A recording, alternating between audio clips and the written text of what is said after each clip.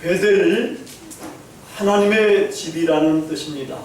야곱이 돌베개를 자고 했던 그곳이 이제 베델입니다. 꿈에 하나님께서 나타나셔서 축복을 약속해 주시고 그래서 거기를 베델이라고 이렇게 명명을 했습니다.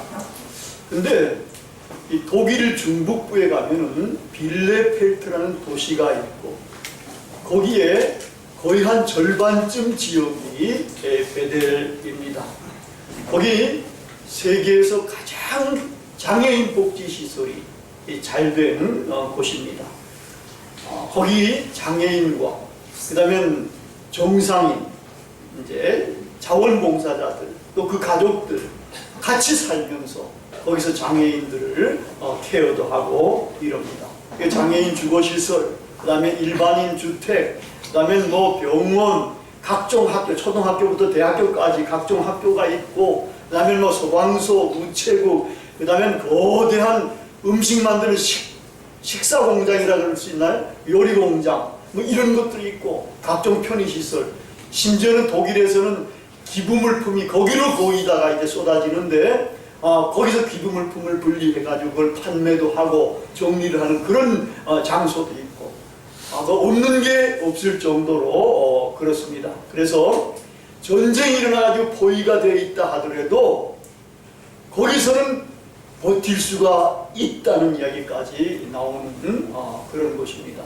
일본 천황이 그곳을 한 3번 방문했다고 그러더라고요. 너무나 시설이 잘 되어 있으니까. 그리고 보고서 너무 좋으니까, 야, 우리 일본에도 이런 도시를 한 3개나 수입하면 좋겠다. 물론 수입할 수가 없겠지만 말입니다. 그렇게 이야기를 했어요. 이러한 시설을 처음 아주 작게 시작한 분이 프리드리히 폰 보델슈빙이라는 그런 목사님입니다. 이 목사님이 잉태될 때에 아마 어머니한테 이런 현몽이 있었던가 봐요.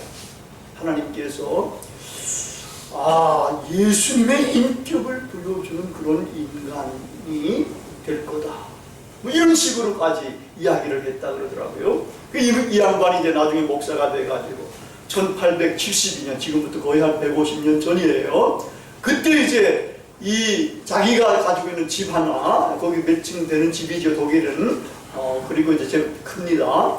그런 집이 하나, 거기에 이제 장애인들, 노숙인들, 이런 분들을 한 7, 8명 이렇게 모아가지고 이거로부터 시작을 한 거라는 겁니다. 시작할 때에 이 시설이 모든 인류의 본보기가 되도록 우리가 노력을 하자, 이런 식으로 하면서 시작을 했는데, 처음에는 내 시작은 미약한 것 같으나 내 나중은 시기 창대케 되리라는 욥기 8장 7절의 말씀처럼 지금은 창대케 돼가지고 모든 인류의 본보기가 되는 거예요. 우리가 뭐 작은 일을, 좋은 일을 시작한다 하더라도 실망하거나 낙심할 필요가 없습니다. 우리가 시작해가지고 뭐가 조금 되다가 또 다음 때, 이것도 그 혼자서 다 된 게 아니라 몇 대를 걸쳐가지고 이렇게 점점 확장이 된 거거든요. 그러니까 하여튼 그런 식으로 해나가면은 일들이 이루어질 수가 있습니다. 우리나라 장애인 복지법 제2조에 의하면은 장애인 분류가 여러 가지로 나옵니다. 여기 이제 보면 신체적인 장애와 정신적인 장애 크게 2가지로 나눠지고, 신체적인 장애도 외부 신체 기능 장애, 내부 기관의 장애, 또 정신적인 장애도 발달 장애와 정신 장애, 그리고 이제 외부 신체 기능은 지체 장애, 시각, 청각, 언어, 안면, 뇌병변 장애, 그다음에 내부 기관은 신장, 간장, 호흡기, 뇌전증, 장루, 요로 장애, 뭐 이렇게 나눠지고, 발달 장애는 지적 장애와 자폐성 장애, 그다음 정신 장애는 정신 장애, 이렇게 이제 나누어집니다. 그리고 이제 이 장애는 1등급부터 여러분이 아시다시피 6등급까지 있고, 1등부터 3등급은 중증, 4등급부터 6등급은 경증 장애라고 할 수가 있습니다. 우리나라에도 이제 각종 장애인 복지 정책이 있고 여러 가지 지원책이 마련이 돼가고 있어서 점점 좋아집니다만은 아직도 우리 장애인들이 사회에 살아가려면 너무나 여러 가지로 힘든 점들이 많고 시설들도 그렇습니다. 그리고 이제 장애인에 대해서도 혐오하는 국민들도 제법 있고, 또 이제 장애인 시설 같은 것들을 도시에다가 이렇게 하려고 그럴 때는 그 주변의 사람들이 굉장히 반대를 해가지고 그런 데서는 시설도 제대로 짓지 못하는 이런 경우들도 있어요. 그래서 우리나라에서는 제 생각으로는 우리 기독교인들이 정말 힘을 모아가지고 이런 장애인 복지시설을 배들과 같이 이렇게 좋은 장애인 복지시설을 점점 만들어가면 참 좋지 않겠나.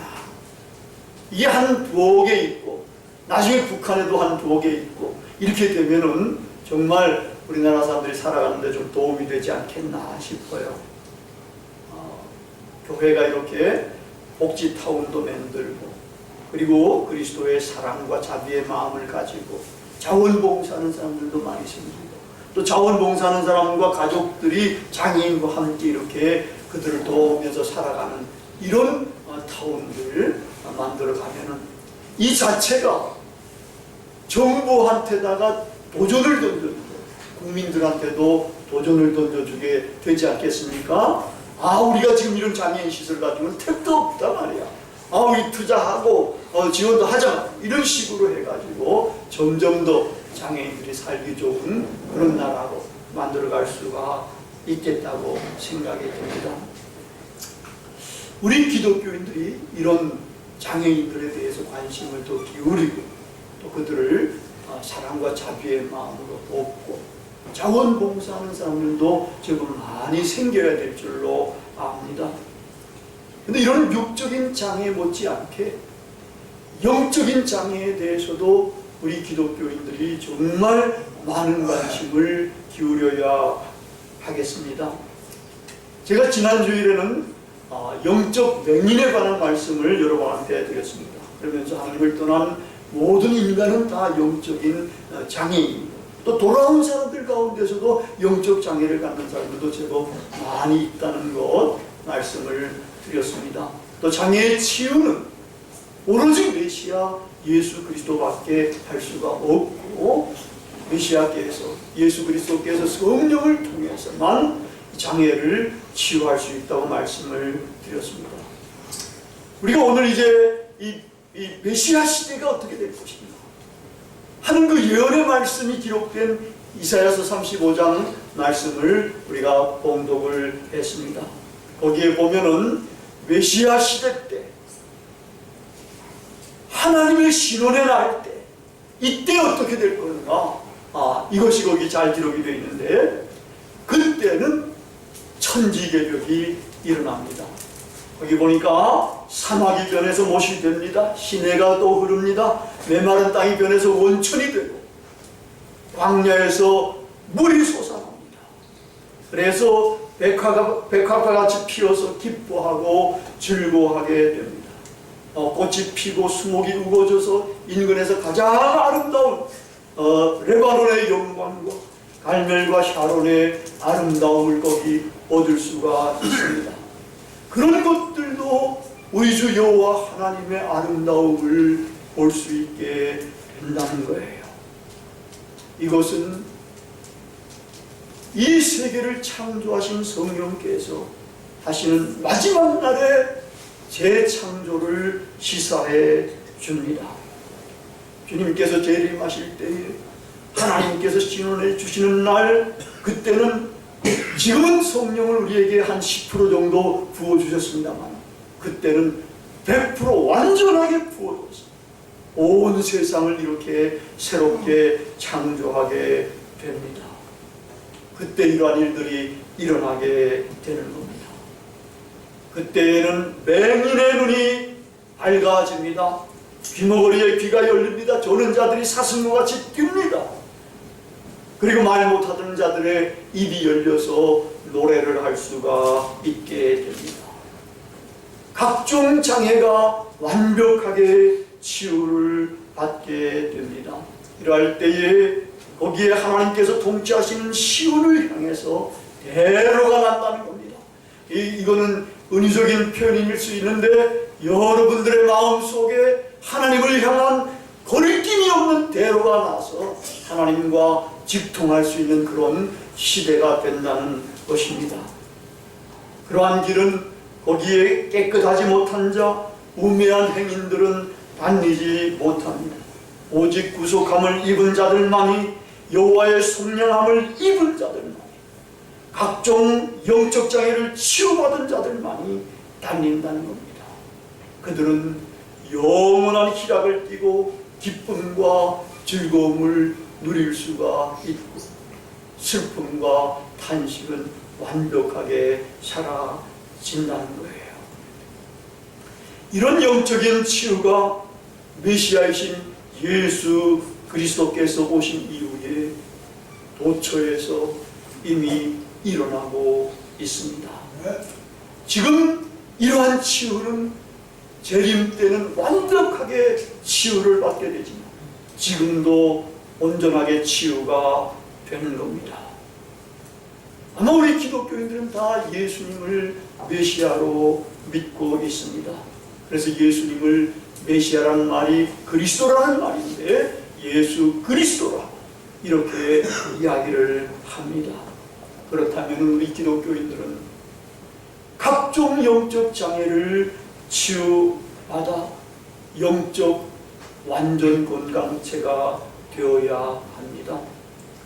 여러분, 장애가 하나 있으면 장애인 분류를 보면 그렇게 돼 있고 또 이제 거기에 조금 이제 1, 2, 3급 되면은 국가에서 수급까지도 이렇게 주지 않습니까?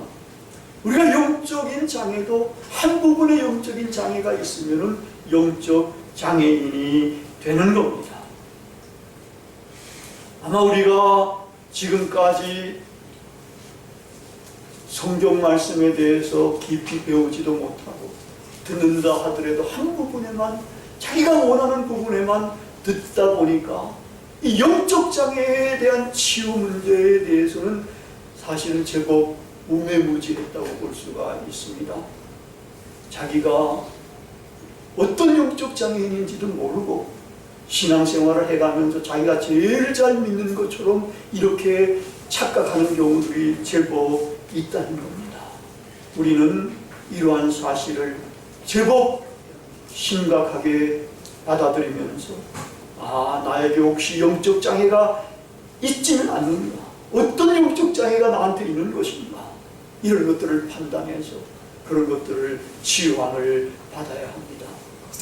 여러분, 복음서에 보면 예수님께서 여러 가지 치유를 행하셨습니다. 그 중에서 귀신 치유하신 것이 귀신 치방식이 제일 많고 그 중에서 이제 각종 장애인들을 치유한 것들이 나옵니다. 중풍병자를 치유하고 그 다음에 손 마른 사람을 치유하고 안진뱅이를 일으키시고 그 다음에 귀머거리를 치유하시고 봉어리를 고치시고 그 다음에 맹인을 치유하시고 이런 각종 장애인들을 치유하시는 것이 나타납니다. 이건 메시아께서 분명히 그런 능력을 가지시고 치유를 하신 것을 이야기를 한다마는 이 사실이 전부 다가 은유성을 가지고 있습니다. 상징성을 가지고 있다는 말입니다. 무슨 상징이겠습니까? 영적인 장애를 그렇게 치유하신다는 겁니다. 이 메시아는 영적인 장애가 치유되지 않으면 공동체가 아름답게 살아갈 수가 없습니다. 하나님의 나라에도 영적인 장애가 있으면 못 들어가는 거지. 하늘 나라에는 완벽하게 치유받을 사람들이 거기서 생활을 할 수가 있게 되는 겁니다. 여러분, 우리 기독교인들 가운데에 영적인 장애인이 제법 많다고 제가 말씀을 드렸습니다. 예를 들면은 우리가 다른 사람들, 어려운 사람들이 있는데 찾아가서 거기를 섬기고 도와주고 또 그들에게 봉사하고 이렇게 하지 못하는 기독교인들이 많이 있습니다. 그건 자기들하고 관계없다고 생각하는 사람들이 있어요. 이건 뭐겠습니까? 이 사람은 손 마른 병에 걸린 사람이고 그 다음에는 안진병이가 되어 있는 그런 장애인이나 마찬가지라는 겁니다. 또 맹인은 뭐라고 그럽니까? 맹인은 보이지가 않는 거예요. 이게 십자가에 달린 분이 예수 그리스도가 나의 구세주라는 걸 모르는 거예요. 또 우리 이웃이 누구인지를 모른다는 거예요. 이웃이 그냥 완전히 타인으로만 아는 거예요. 이용해 먹을 타인으로만 안다는 거예요. 거기 인격적으로 대우해주고 사랑을 베풀어야 할 우리의 형제 자매라는 것을 모른다는 거예요. 또 하나님의 말씀을 듣지만 귀가 먹어서 하나님의 말씀을 하나님의 말씀으로 느끼지 못합니다. 얼마나 강력한 능력이 있는 말씀이에요. 내 말이 반석을 쳐서 깨뜨리는 방망이와 같지 않냐. 하나님의 말씀에 깨어지는 기독교인들이 많이 생기고 또 그렇게 돼야 되는 겁니다. 마음속에 구원의 복음이 들어와 있지 않아요. 심장에 박혀있지 않으니까 10년, 20년, 30, 40년 교회 다니더라도 입을 뻥끗 못하는 거예요. 덩어리가 메시아 실 때는 노래한다고 그러잖아요. 찬양도 하고 노래도 하는데 이 입을 벌려서 자기의 심장 속에 임한 구원의 복음을 전하는 거예요. 친구한테도 이야기하고 이웃에게도 이야기하고 이러면서 하는 거예요. 이걸 못하는 사람들은 영적인 덩어리라는 겁니다. 이러한 복음을 또 전하기 위해서 다녀야 될 거 아니겠습니까? 이 다니지 못하는 사람 영적도 안전뱅이나 마찬가지입니다. 예수님께서 장애인들을 치유하신 것은 바로 이런 영적인 장애인들을 치유하시는 것을 시사해 주는 그러한 말입니다. 이제 우리 기독교인들은 조심해야 됩니다. 이런 영적인 장애가 나한테 어떤 장애가 있는지, 나는 지금까지 정말 복음을 이렇게 돌아다니며 전했는지, 아니면 이웃을 찾아가서 섬겼는지, 손으로 부둥켜서 이렇게 세워줬는지, 이런 것들을 살펴봐야 합니다. 이런 모든 영적인 장애를 우리가 치유받아야 영적 완전 건강체가 됩니다. 하나님의 성령함을 받은 사람이 됩니다. 구속함을 얻은 사람들이 됩니다. 영원한 희락을 띠고 기쁨과 즐거움으로 살아갈 수가 있습니다. 이제 우리는 성령을 받아서 성령의 터치를 통해서 일단 우리의 영이 살아나야 합니다. 우리 영이 살지 못하면 하나님도 모르고 예수님도 볼 수도 없고 깨달을 수도 없다는 거예요. 하나님의 영을 통해서 예수 그리스도가 메시아인 것을 그렇게 깊이 깨달아야 됩니다. 그분을 나의 주로 모셔야 됩니다. 영적 귀가 치유를 받도록 해야 됩니다. 선포되는 하나님의 말씀, 또 성경의 귀한 말씀들, 이것들이 때로는 나에게 정말 뒤통수를 강타하듯이 그렇게 강타할 수 있도록 우리는 말씀을 접해야 합니다. 영의 입이 치유를 받아야 합니다. 여러분, 영적인 벙어리 노릇을 끝까지 하실 생각입니까? 입을 벌려서 구원의 복음, 자기에게 임한 구원의 복음을 전해줘야 합니다. 영의 손도, 손마른 병도 이것도 치유를 받아서 이웃을 섬기고 돕고 봉사하고 이렇게 세우는 일에 사용을 해야 합니다. 이렇게 사는 것이, 이렇게 사는 성도들 영적 완전 건강체입니다. 완전한 영적 건강체입니다. 이렇게 어떤 장애도 없이 영적 완전 건강체로 살아갈 때에야 인간은 구속함을 받은 자들이 됩니다. 가장 복되고 즐겁고 행복한 삶을 살게 됩니다. 우리 길벗교회의 식구들은 다 이런 분들이 되시기를 진심으로 축원합니다. 기도하시겠습니다.